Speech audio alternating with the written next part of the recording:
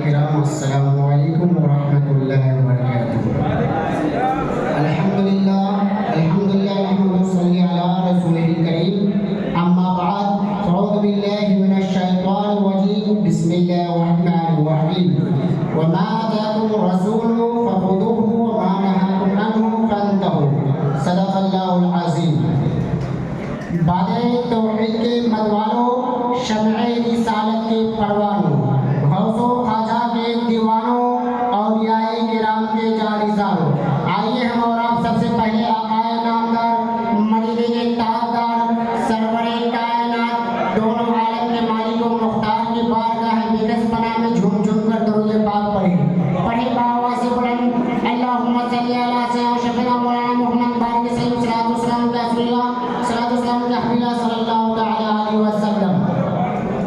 منور میری آنکھوں کو میرے شمس و ضحیٰ کر دے، منور میری آنکھوں کو میرے شمس و ضحیٰ کر دے، غموں کی دھوپ میں وہ سایہ زلفِ دتا کر دے، جہاں پانی عطا کر دے، بھری جنت ہبا کر دے، نبی مختار کل ہے جس کو جو چاہے عطا کر دے۔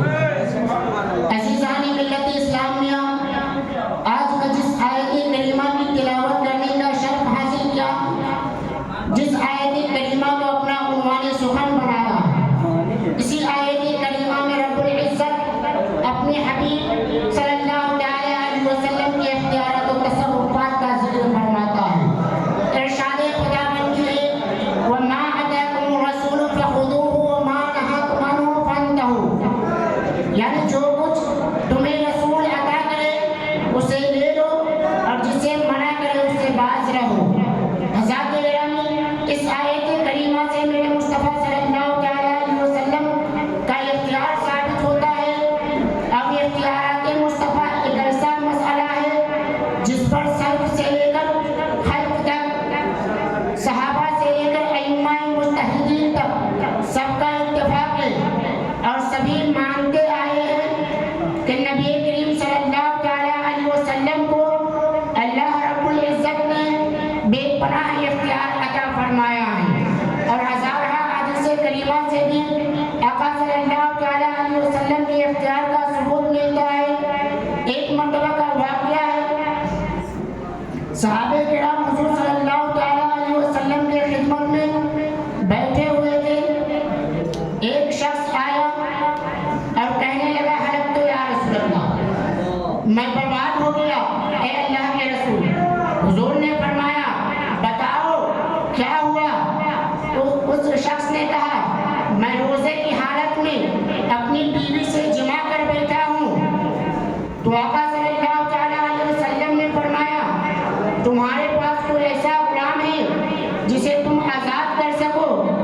عرض کیا، نہیں ہے۔ فرمایا، تم 2 مہینے متواتر روزے رکھ سکتے ہو؟ اس نے کہا، نہیں۔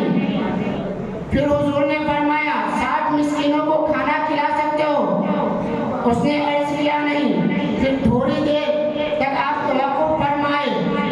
حضرت ابو ہریرہ فرماتے ہیں کہ ہم لوگ بھی خاموش رہے۔ تھوڑی دیر کے بعد حضور صلی اللہ علیہ وسلم کے بارگاہ میں ایک کھجور کا ٹوکرا لایا گیا جسے ارگ کہتے ہیں۔ آپ نے فرمایا، اے سائل کہاں ہو؟ اس نے عرض کیا، حضور میں ہوں۔ کہا، اسے لے لو اور لوگوں میں تقسیم کر دو۔ اس نے پوچھا، حضور اسے دوں جو مجھ سے زیادہ محتاج ہے؟ یا رسول اللہ، مدینہ کے دونوں سنگلاخ میدانوں کے درمیان میرے اہل و عیال سے زیادہ محتاج کوئی نہیں۔ حضور صلی اللہ علیہ وسلم ان کی بات سن کر مسکرا دیے، یہاں تک کہ سامنے کے دانت دکھائی دیے۔